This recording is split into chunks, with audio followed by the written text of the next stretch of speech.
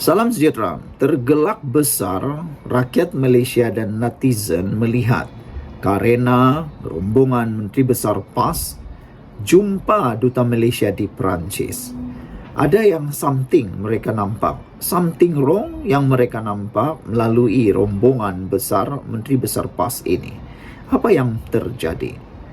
Tergelak besar warganet apabila rombongan Menteri Besar Terengganu Datuk Seri Dr. Ahmad Samsuri Mokhtar berjumpa pula Duta Besar Malaysia ke Perancis, iaitu Datuk Elden Hussaini Muhammad Hashim, membincangkan tentang peluang perniagaan di negara tuan rumah Sukan Olimpik tahun 2024 itu. Pertemuan sempena jalan-jalan ke Perancis itu turut dikongsi Ahmad Samsuri yang juga naib Presiden PAS di platform X. Terima kasih Datuk Eldin Hussaini Muhammad Hashim, Duta Besar Malaysia ke Perancis dan para pegawai yang menyambut kami di bangunan Kedutaan Besar Malaysia, tulisnya.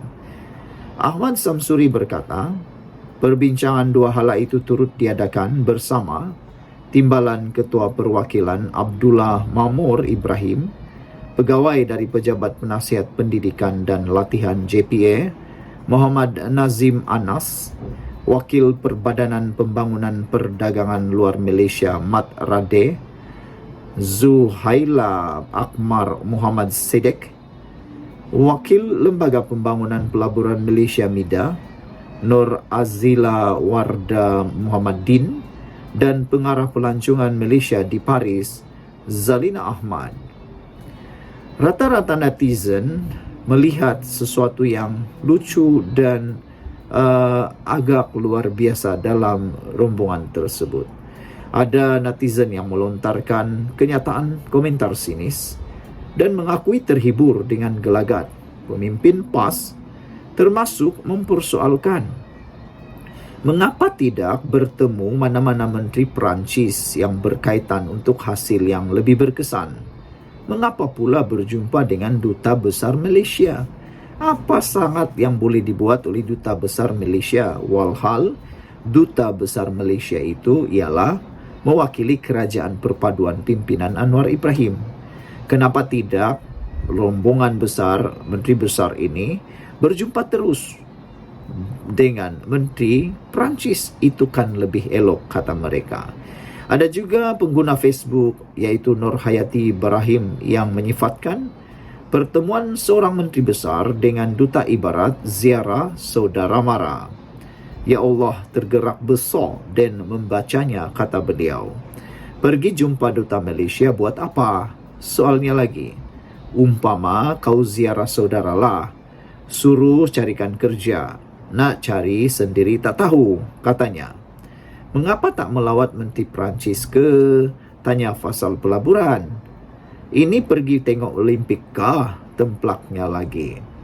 Selain itu, ada juga yang berkongsikan carta anggaran belanjawan yang menunjukkan perbandingan antara negeri ditadbir Pakatan Harapan PH dan juga PAS. Mengejutkan apabila didapati perbelanjaan mengurus Terengganu melebihi Selangor, walaupun populasi negeri PAS itu hanya 1.2 juta orang berbanding 7.2 juta orang di Selangor. Malah, Kelantan juga mencatatkan perbelanjaan mengurus mencecah 1.15 bilion, sedangkan Negeri Sembilan hanya 380 juta ringgit.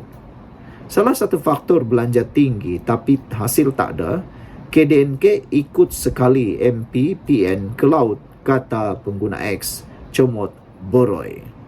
Dalam hantaran itu menunjukkan bahawa belanja mengurus yang ada amatlah mengejutkan kita semua. Perbelanjaan mengurus untuk Selangor 1.33 bilion, Terengganu 1.37 bilion, Negeri Sembilan 380 juta, Kelantan pula 1.15 bilion, Pulau Pinang 1.5 bilion, Kedah 857 juta dan Perlis pula 185 juta walaupun populasinya hanya 262 ribu orang. Saudara-saudara sekalian, ini satu pendedahan yang memang amat menarik. Sekian untuk kali ini, jangan lupa tinggalkan komen Anda, tekan butang subscribe. Salam sejahtera, terima kasih kerana bersama dengan saya di Nazilin Unity Channel.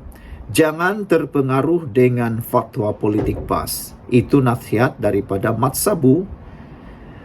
Presiden Amanah Datuk Seri Muhammad Sabu menasihatkan pengundi pilihan raya PRK Dewan Undangan Negeri Nenggiri untuk tidak terpengaruh dengan fatwa politik yang dikeluarkan oleh PAS.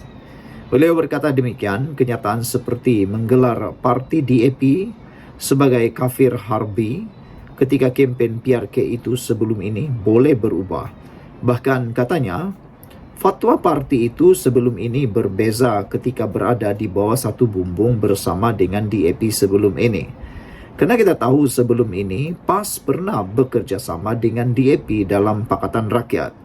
Waktu itu lain pula fatwanya, waktu itu lain pula bunyinya, waktu itu lain pula cakapnya. Tapi ketika DAP tidak bersama mereka, tidak bekerjasama dengan PAS, ada pula yang menggelar DAP adalah kafir harbi. 2 kali pilihan raya kita bersama PAS, bersama DAP pada PRU 2008 dengan 2013. Lim Guan Eng juga pernah dipuji seakan Umar Abdul Aziz. Pada tahun 2008 juga, berapa ramai wanita DAP pakai baju Nik Aziz, bekas Mursidul Ampas. Dan ramai juga pemimpin PAS pakai baju dan topi roket ketika itu tiada pun masalah, kata beliau lagi. Kemudian pada tahun 2015, waktu PAS bercerai dengan DAP dan keadilan PKR, mungkin tahun depan mereka akan kata, kita berkawan dengan DAP satu rahmat kepada Allah, katanya berseloroh ketika berucap dalam majlis ceramah kelompok di Sungai Asap di Gua Musang malam semalam. PRK Dun Nenggiri yang ditetapkan hari mengundi Sabtu ini menyaksikan pertembungan 1 lawan 1 antara calon Barisan Nasional BN Muhammad Azmawi Fikri Abdul Ghani yang mewakili Kerajaan Perpaduan dan calon PAS Muhammad Rizwadi Ismail. Oleh itu, Muhammad Sabu turut mengingatkan kepada pengundi yang beragama Islam agar tidak terpedaya dengan retorik politik itu. Sebaliknya, berpegang pada prinsip-prinsip agama yang tetap, kata beliau lagi. Muhammad juga mengatakan fatwa yang patut kita pegang seperti sembahyang, solat, puasa di bulan Ramadan, jangan minum arak, membayar zakat dan mengerjakan umrah. Anggaplah dengar telinga kanan, keluar telinga kiri. Fatwa-fatwa ini jangan ambil berat. Fatwa ini akan berubah setiap kali pilihan raya. Janganlah pegang fatwa ini kerana ia hanya angin lalu mengikut musim dan keadaan, katanya lagi. Sementara itu, pengarah pilihan raya Amanah Muhammad Sani Hamzan dalam ceramah kelompok yang sama berkata, seluruh jentera Amanah telah digerakkan dari seluruh negara bagi membantu kempen calon DN meraih undi pada PRK Dun Nenggiri. Dari Johor sehingga ke Perlis, kita kerahkan untuk berkempen dan berada di 4 pusat daerah mengundi PDM, iaitu Jeram Tekok, Bertambaru, Sungai Asap dan Jerek, untuk menggerakkan program dan aktiviti bagi membantu saudara Muhammad Azmawi Fikri, calon nombor 2, katanya lagi. Peringatan daripada Muhammad Sabu, Mat Sabu ni memang sangat jelas dan tidak berlapik-lapik. Beliau kata, jangan terpengaruh fatwa politik PAS. PAS ini pandai berubah-ubah. Dia mengikut musim dan mengikut pilihan raya. Nasihat daripada Mat Sabu ialah jangan terpengaruh dan, kata beliau, dengar boleh tapi percaya jangan. Dan beliau juga kata, fatwa yang kita patut pegang ialah seperti sembahyang, solat, puasa di bulan Ramadan, jangan minum arak, membayar zakat, mengerjakan umrah. Beliau mengingatkan kepada para pengundi beragama Islam agar tidak terpedaya dengan retorik politik itu yang dibawakan oleh PAS, sebaliknya berpegang kepada prinsip-prinsip agama yang tetap. Kata Mat Sabu, anggap sajalah, dengar telinga kanan, keluar telinga kiri. Fatwa-fatwa ini jangan ambil berat. Fatwa ini akan berubah setiap kali pilihan raya. Janganlah pegang fatwa ini kerana ia hanya angin lalu mengikut musim dan keadaan, katanya. Sekian dulu untuk kali ini. Jangan lupa tinggalkan komen Anda. Salam sejahtera, terima kasih karena bersama dengan saya di Nazilin Unity Channel. Ini keadaan terkini dan juga keputusan terkini kempen PRK Nenggiri. Sedang mendahului di PRK Nenggiri sekarang ini ialah memihak kepada Barisan Nasional. Dan dijangka oleh penganalisis politik bahawa kerusi PRK Nenggiri mungkin akan berjaya dirampas semula oleh Barisan Nasional melalui Parti UMNO. Dan ini akan menunjukkan satu sentimen yang baru bahawa mungkin di sinilah tapak bermulanya UMNO untuk membangun dan bangkit semula.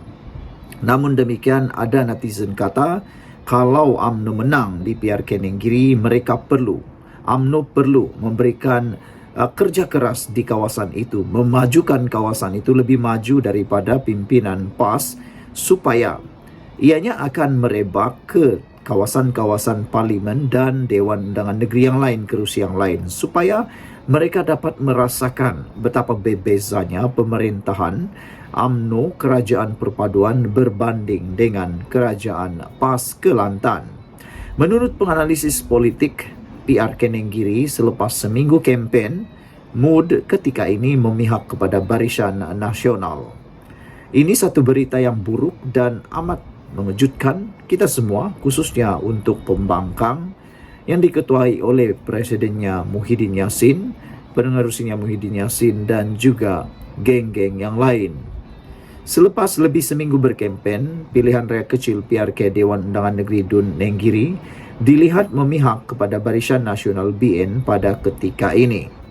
Penganalisis politik dari Universiti Malaya, Dr. Muhammad Taufik Yaakob berkata, berdasarkan pemerhatian pihaknya yang telah turun padang di kawasan itu, ia disebabkan pengundi orang asli secara besarnya memihak kepada Barisan Nasional.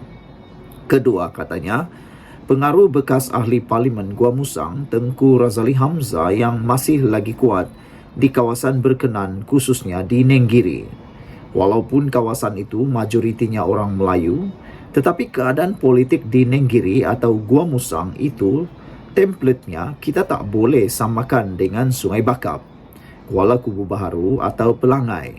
Setiap kawasan ada template yang berbeza, kata beliau. Dalam tempoh minggu pertama ini, saya nampak Barisan Nasional mendahului kerana disebabkan deposit Barisan Nasional BN ada menerusi pengundi orang asli. Kedua, kekuatan dan pengaruh Tengku Razali Hamzah yang menyelinap di setiap peringkat akar umbi, katanya kepada Harian Metro. Bagaimanapun, katanya, keadaan politik itu juga boleh berubah pada bila-bila masa mengikut persepsi. Sebagai contoh, katanya, tawaran dikemukakan bagi menyelesaikan masalah tanah Lembaga Kemajuan Kelantan Selatan kesedar dalam PRK Nenggiri. Kemudiannya kita lihat ada perdebatan itu memihak kepada setengah pihak. Contohnya, Pengarah Operasi Perikatan Nasional PRK Nenggiri, Tan Sri Anwar Musa pada awal itu agak low profile, tapi apabila dia diserang memakai LV Louis Vuitton, jadi orang kampung nampak ia seolah-olah macam berlakon. Serangan ini boleh berubah serta memberi persepsi yang berbeza dan boleh mempengaruhi kecenderungan keputusan pilihan raya di PRK Nenggiri, katanya. Sementara itu, Muhammad Taufik menyifatkan ahli Parlimen Machang, Wan Ahmad Faisal Wan Ahmad Kamal sebagai bongkak apabila secara terbuka mencabar Menteri Ekonomi Rafizi Ramli dan Menteri Komunikasi Fahmi Fadzil berdebat menentangnya seorang diri. Menurutnya, pelaksanaan debat bukanlah untuk mencari siapa individu yang hebat atau menang atau lebih unggul berbanding orang lain. Bagi saya, tak perlulah kedua-dua itu turun untuk berdepan dengan Wan Ahmad Faisal kerana kedua-dua ini level tahap menteri, bukan ahli parlimen biasa. Dan sebelum ini pun, Wan Ahmad Faisal hanyalah timbalan Menteri Belia dan Sukan dalam kerajaan sebelum ini.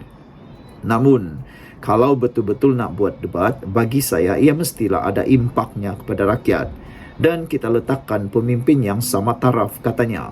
Kemudian, hasil daripada debat itu dapat dilaksanakan kepada dasar dan rakyat mendapat manfaatnya, bukan sekadar mencabar antara satu sama lain, katanya. Baru-baru ini, Wan Ahmad Faisal dilapor menyatakan beliau tidak kisah untuk melawan dua orang menteri daripada kerajaan perpaduan. Menerusi kemas kini di aplikasi X, Ketua Armada Bersatu itu menamakan Rafizi dan Fahmi untuk berdebat dengannya berkenaan topik Malaysia Airport Holdings Berhad yang didakwanya menjual saham kepada syarikat pro-Zionis. Rafizi sebelum ini mengajak Wan Ahmad Faisal untuk berdebat mengenai topik bagaimana merancangkan ekonomi dengan mencetak uang. Sekian dulu untuk kali ini. Jangan lupa tinggalkan komen anda, tekan butang subscribe. Bye. Salam sejahtera, terima kasih kerana bersama dengan saya di Nazlin Unity Channel. Satu lagi pendedahan yang menarik tentang Tun Dr. Mahathir Mohamad ialah bahawa segala usaha Tun Mahathir selama ini telah pun gagal, kata Puad Zarkasi.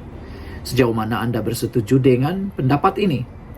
Kenyataan bekas Perdana Menteri Tun Dr. Mahathir Mohamad berhubung peletakan jawatan disebabkan Parti Pribumi Bersatu Malaysia Bersatu tidak mahu mendengar nasihatnya adalah bukti bahawa nasihat Tun Mahathir adalah tidak laku lagi. Sehingga ada netizen yang turut menulis dengan lebih lantang dan lebih keras.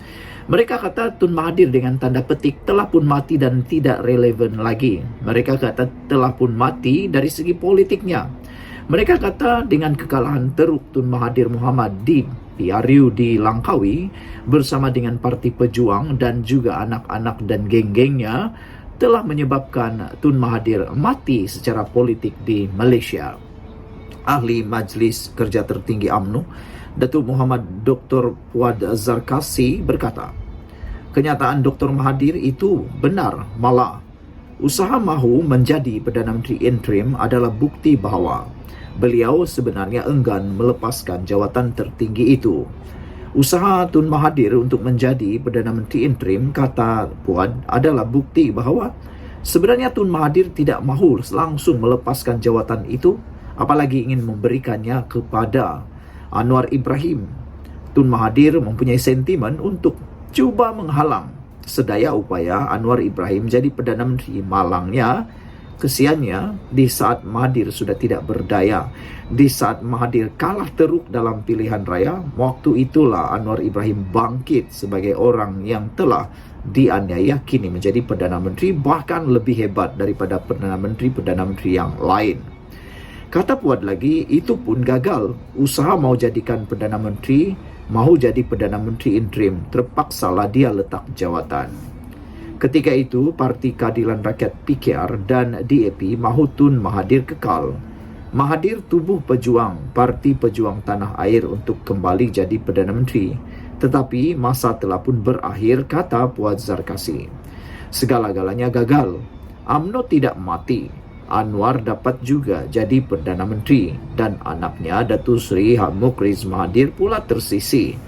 Tun Mahathir hanya berjaya, hanya satu perkara kejayaan Mahathir yang paling membuatkan ahli Parti UMNO marah, iaitu berjaya memenjarakan Najib.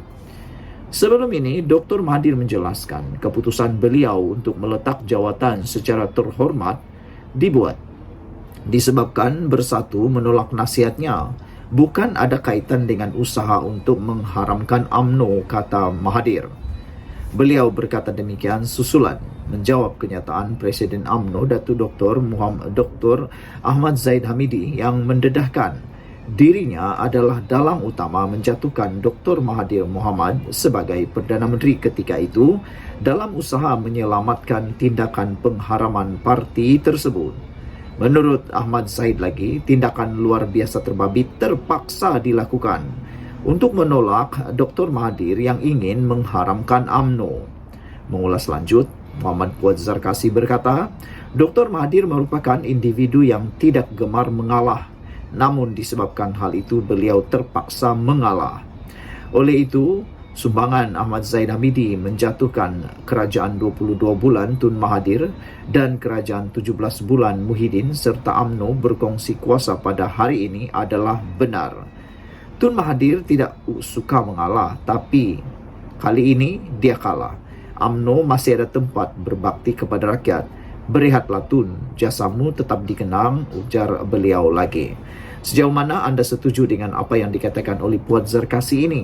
Secara keseluruhannya, tidak dapat dinafikan bahawa ada kebenaran apa yang Puan Zarkasi katakan ini, yaitu Tun Mahathir Mohamad hanya berjaya membuat satu perkara, memenjarakan Najib. Tetapi untuk dapat menghalang Anwar Ibrahim sebagai Perdana Menteri, itu jauh sekali daripada berjaya. Bahkan di saat Mahathir masih hidup, di saat Mahathir dapat memerhati lagi, Anwar Ibrahim menjadi Perdana Menteri. Sehingga ada netizen kata, mungkin itu ketentuan daripada ilahi, daripada Allah, supaya Mahathir dapat melihat, menonton betapa hebatnya Anwar Ibrahim menjadi Perdana Menteri. Tapi seperti yang dikatakan oleh Muhammad Puan Zarkasi, baguslah, baiklah kalau Tun Mahathir berehat. Jasamu dikenang. Kita jumpa lagi. Jangan lupa tinggalkan komen anda.